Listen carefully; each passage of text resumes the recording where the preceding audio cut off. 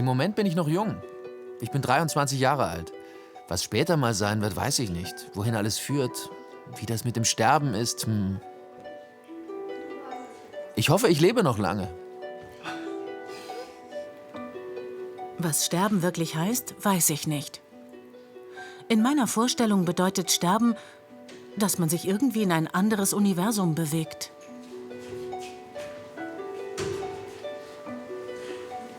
Nein, ich habe keine Angst vor dem Tod. Warum sollte ich? Ich weiß, dass man weder in den Himmel noch in die Hölle kommt. Das ist einfach aus. Wovor also Angst haben?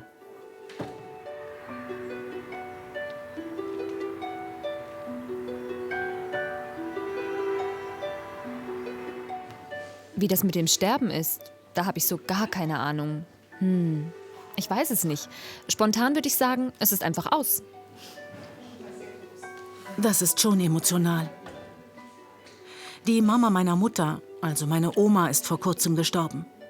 Das hat mich schon sehr berührt. Für mich selbst habe ich da noch kein Gefühl. Das ist für mich noch ganz weit weg.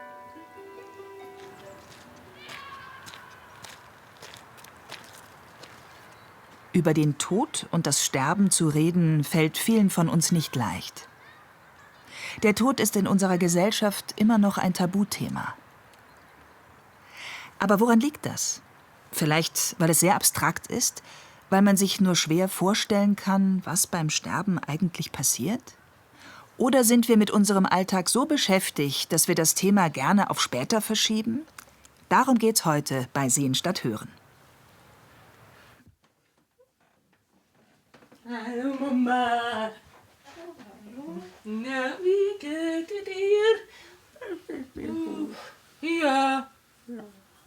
Hat gut geschlafen. Ja. Ja. Okay. Bitte sind wir mit genug. Dorothee Münz pflegt ihre 92-jährige Mutter. Elisabeth Zimmer ist dement. Gut. Mit Messer. Ja, machen dir ein Frühstück. Ja, Kaffee und mein Brot.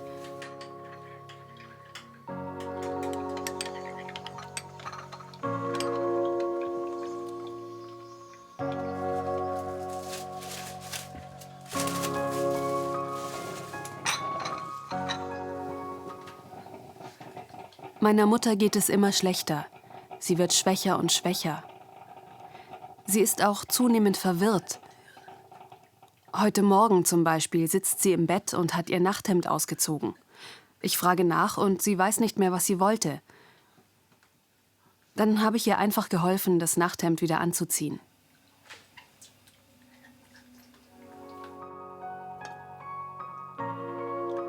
Vor kurzem die Diagnose.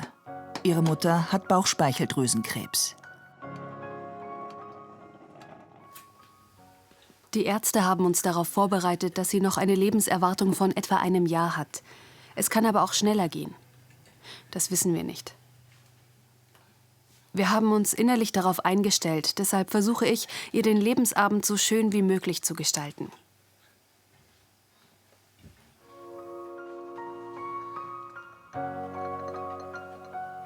Ja, Mama.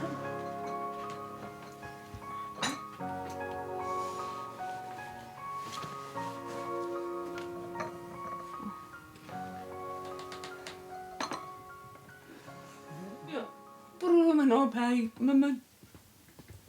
Kan dit eten?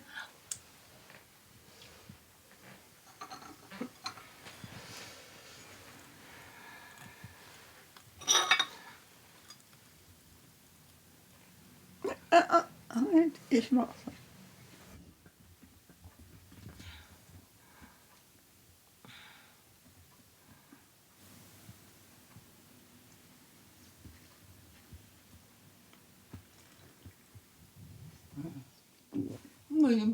Den clip erbij maar zieken. Clip. Everything.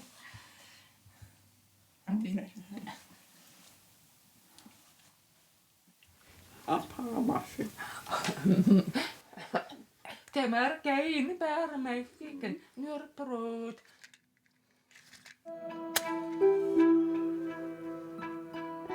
Knapp 2 Wochen später verstirbt Dorothees Mutter.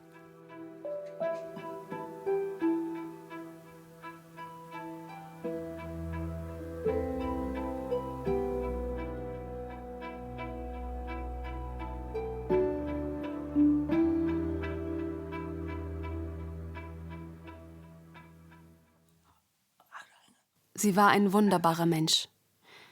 Sie hatte ein so gutes Herz, war immer positiv, hat nie über andere geschimpft. Sie war immer freundlich.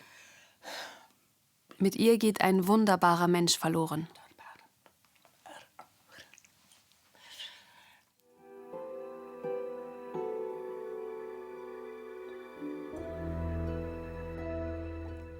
Ich wusste schon, dass sich ihr Zustand zunehmend verschlechtert, und ich habe sie liebevoll gepflegt. Als dann der Palliativmediziner kam und meine Mama gesehen hat, meinte er, dass sie wohl nur noch einige wenige Tage zu leben haben wird. Ich war wie vom Schlag getroffen. Ich war zutiefst geschockt. Ich konnte es einfach nicht glauben. Obwohl sie große Schmerzen hatte, hat sie sich niemals beklagt, hat stillschweigend alles ertragen.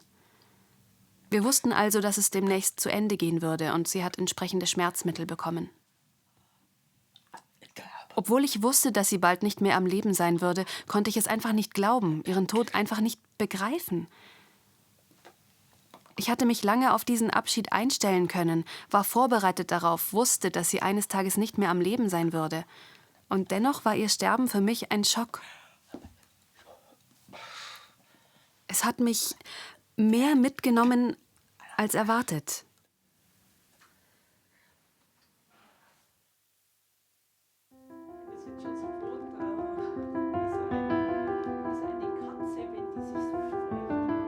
Seit über einem halben Jahr macht Dorothee in München eine Ausbildung zur ehrenamtlichen Hospizbegleiterin.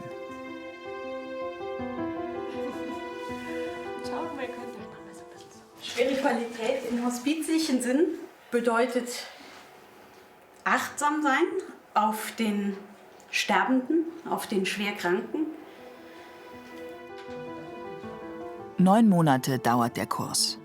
An einem Wochenende im Monat lernen die Teilnehmer hier, Sterbende auf ihrem letzten Weg zu begleiten.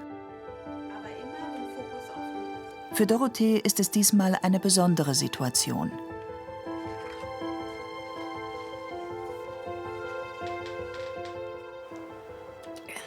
Ich habe dieses Bild gewählt, weil meine Mutter ist vor kurzem gestorben.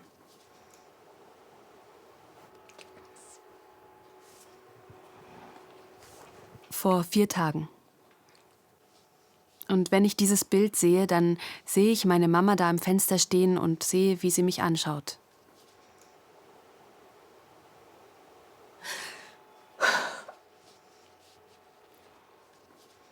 Und wenn Sie einfach sagen, ich brauche jetzt eine Pause, weil das ist mir jetzt zu nah oder zu anstrengend oder so, dann einfach sagen, bitte Pause oder Ruhe. Also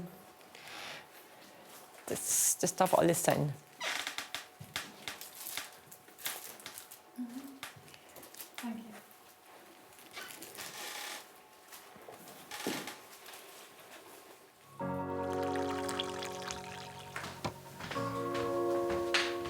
Das Thema Sterbebegleitung beschäftigt Dorothee schon länger.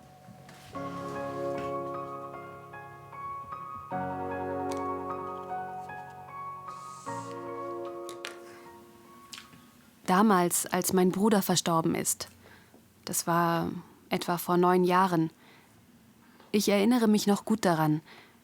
Er kam damals ganz plötzlich ins Krankenhaus und es hieß sehr schnell palliative Versorgung. Ich wusste damals nicht, was palliativ eigentlich bedeutet.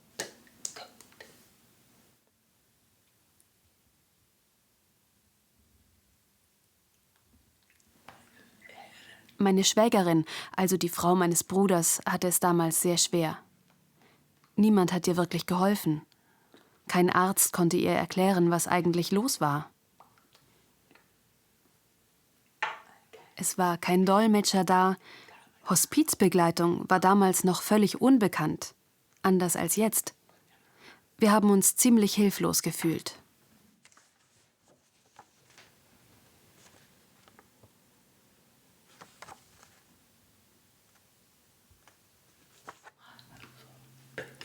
Unsere Bedürfnisse sind da schon anders. Wir können keine Musik hören, wir können keinem Gespräch lauschen. Deshalb brauchen wir viel mehr körperliche Nähe, den körperlichen Halt, die Berührung. Selbst wenn ein hörender Hospizbegleiter da ist, ist das immer noch eine andere Situation. Wir brauchen das unmittelbare Gefühl, dass immer jemand anwesend ist, dass wir nicht alleine sind. Auch in Zeiten schwerster Krankheit, kurz vor dem Tod, ist dieses Bedürfnis da. Man kann leichter und friedlicher von dieser Welt gehen, wenn man das Gefühl hat, nicht alleine zu sein. Das ist doch schön. Auf dem Weg zur Palliativstation des Juliusspitals in Würzburg. Hier werden Gehörlose beim Sterben schon vorbildlich begleitet.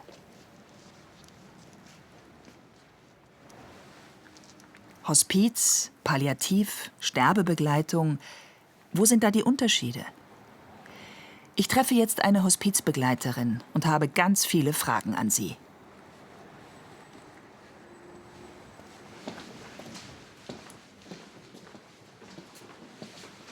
Hallo, Guten Morgen. du bist Doris? Ja. Und du bist Anke? Anke, ja genau. Okay. Herzlich willkommen in Würzburg. Ich würde gerne mal mitkommen auf eine Palliativstation. Darf ich dich begleiten? Gerne. Komm.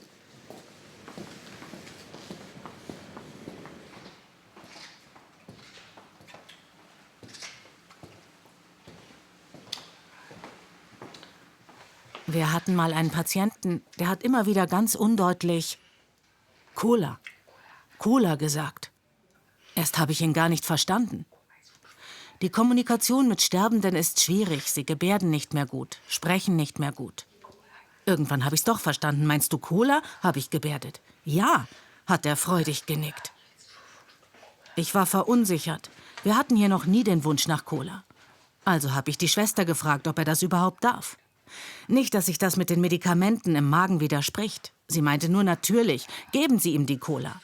Er hat sie so genossen, das war sein letzter Wunsch. Er war so glücklich. Und ich auch.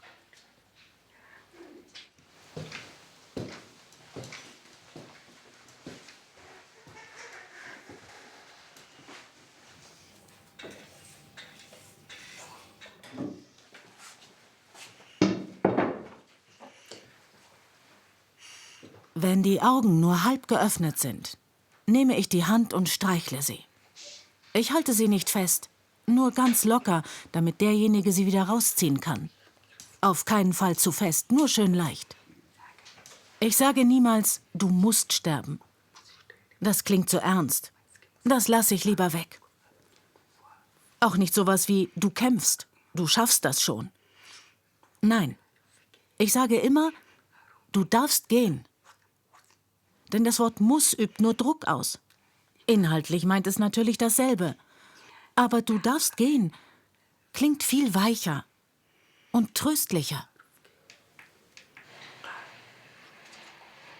Ich lasse mir von der Schwester Öl geben, meistens Mandelöl. Das duftet so gut. Das gebe ich auf die Hand. Darf ich? Eine Massage. Oh, das fühlt sich so gut an. Das ist so angenehm. Doris, meine Begleiterin. Manchmal schrecken Gehörlose beim ersten Mal zurück. Aber dann wollen sie mehr davon, weil es ihnen so gut gefällt. Das ist ein schönes Gefühl. Ein Gefühl von großer Nähe.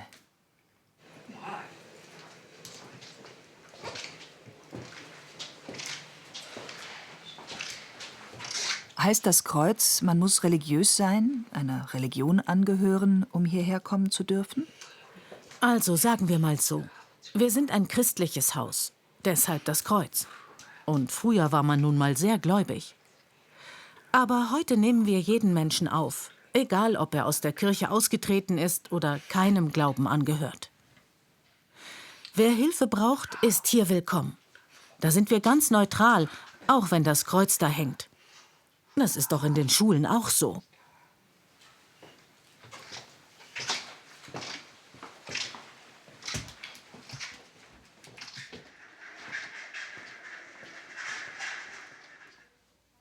Mein Eindruck ist, es ähnelt hier schon einem Krankenhaus.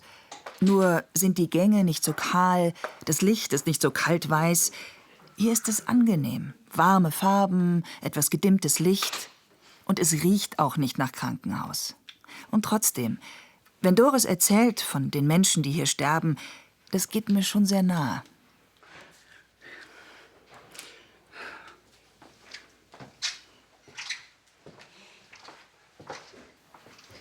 Kannst du erkennen, was das ist? Ein Raucherzimmer? Ja, ein Raucherzimmer. In der Ausbildung hat man uns erzählt, dass zu Beginn hier noch überlegt wurde, ob man dieses Zimmer überhaupt einrichten soll. Aber jetzt weiß man, es ist ein Segen für die Patienten. Wer starker Raucher war und plötzlich hier nicht mehr rauchen durfte, für den ist das kaum auszuhalten. Rauchen beruhigt diese Patienten. Und hier dürfen sie rauchen. Schau mal, die Türe ist extra so breit, dass man auch ein Bett reinschieben kann. Das ist möglich. Ah, die werden dann da reingeschoben und wenn sie fertig sind, geht's wieder zurück. Ja, die Würde der Patienten muss bleiben. Sie werden bald sterben, da kann man ihnen nichts mehr verbieten. Wenn sie diesen Wunsch haben, soll es so sein. Wie zu Hause, stimmt's? Ja, wie zu Hause, stimmt.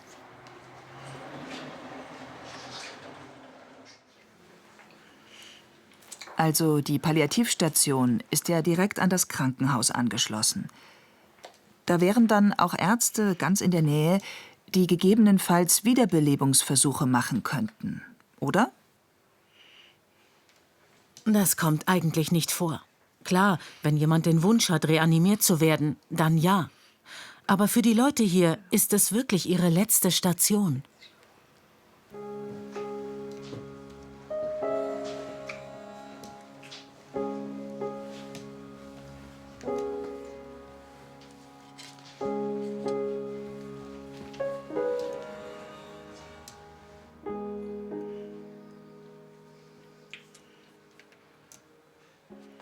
Das berührt mich gerade sehr. Das muss ich erst mal für mich verarbeiten. Ist kein leichtes Thema, aber ein Thema, mit dem man sich beschäftigen muss. Es gehört zum Leben dazu.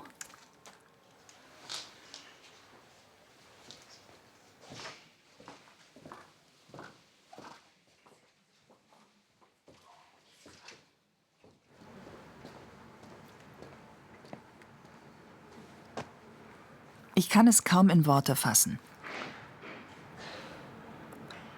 Ein guter Ort, an dem es Wärme gibt, der gemütlich ist und nicht kalt. Es fühlt sich gut an.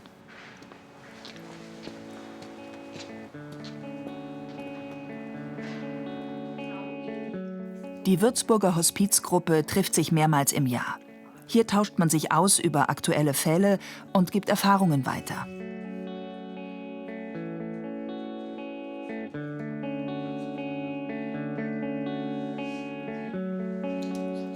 So wie Doris Ehrenreich sind auch die anderen 5 Hospizbegleiter gehörlos. Unterstützt werden sie bei ihrer Arbeit von der Gehörlosenseelsorge der evangelischen und der katholischen Kirche. Naja, wichtig, dass Gehörlose selber Hospizbegleiter sind und wir Hörenden nur Hintergrund und Unterstützung, klar, oder für Reflexion oder Ausbildung. Ja. Aber die Beziehung von sterbenden, kranken, Gehörlosen ist viel größer mit anderen Gehörlosen als mit hörenden Seelsorgern. Ja. Ein Riesenunterschied und persönliche Beziehung ist wichtig.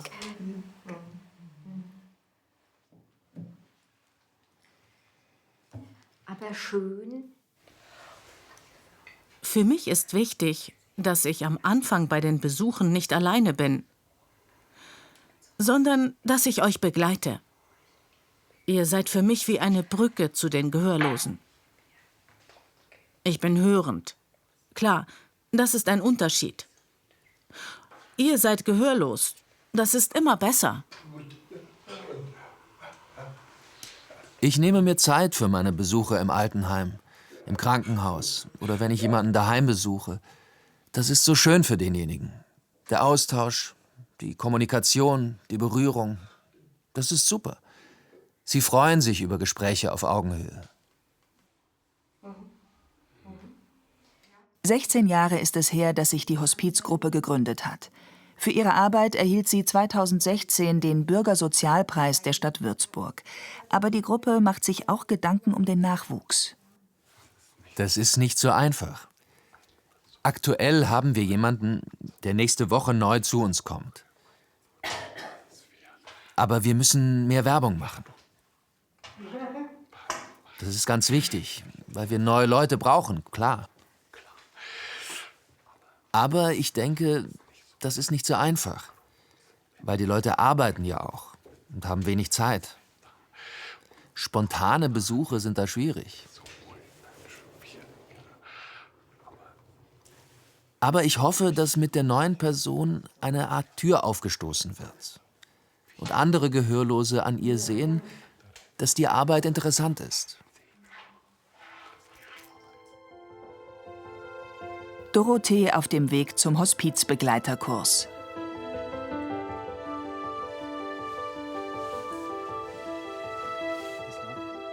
An diesem Wochenende treffen sich die Kursteilnehmer zum vorletzten Mal.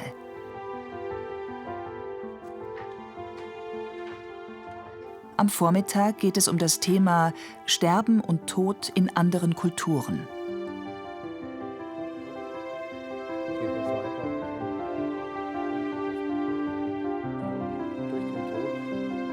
Bislang gibt es den Kurs nur in Bayern.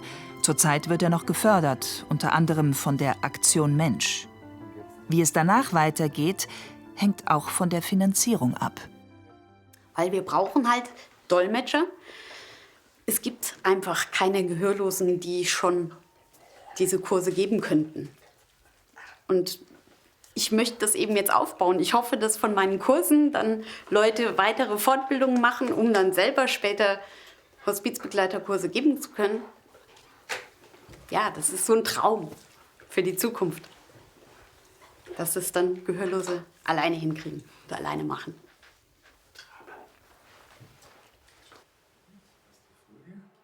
Fast 9 Monate Vorbereitung liegen hinter den angehenden Hospizbegleitern. Eine Vorbereitung darauf, Menschen zu betreuen, die sterben. Was haben sie gelernt? Welche Erfahrungen nehmen sie mit? Ich muss die Hospizarbeit und meinen Beruf klar voneinander trennen.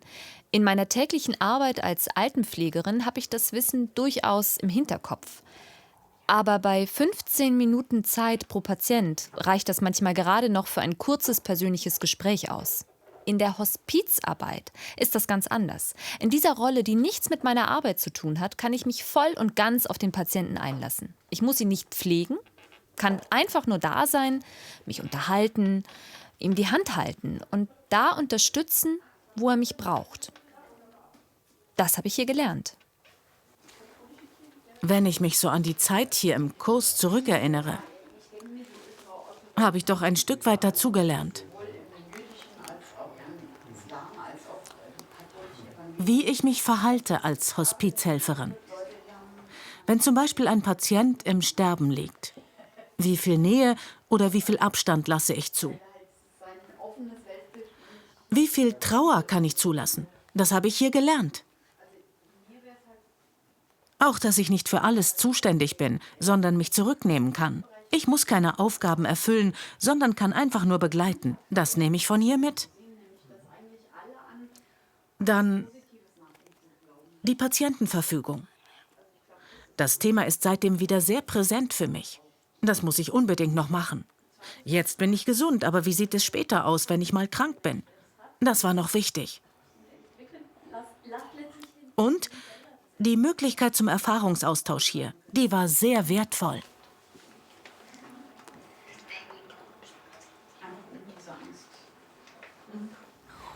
Dieser Kurs Hospizarbeit wurde speziell für uns Gehörlose angeboten.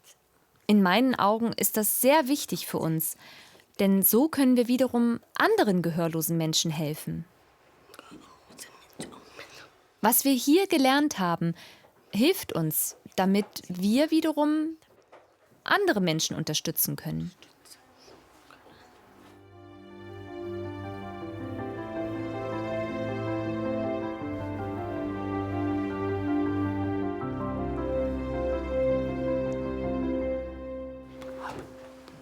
Meine Mama war auch ein sehr frommer Mensch. Sie war begeistert, dass ich die Ausbildung mache. Ich habe viel von ihr gelernt. Sie war sehr sozial, hat den anderen Menschen immer geholfen. Als ich noch klein war, etwa 7 Jahre alt, hat eine Bettlerin an unserer Tür geklingelt und um Essen für ihre vielen Kinder gebeten. Mama meinte dann, Psst, sag dem Papa ja nichts. Und heimlich hat sie eine Tasche voller Lebensmittel gepackt und noch einen 10-Markschein dazu gesteckt. Meinem Vater durfte ich um Gottes Willen nichts erzählen, der dachte nur ans Sparen. Aber meine Mama hatte immer ein großes Herz für arme Menschen. Das hat mich zum Glück stark geprägt.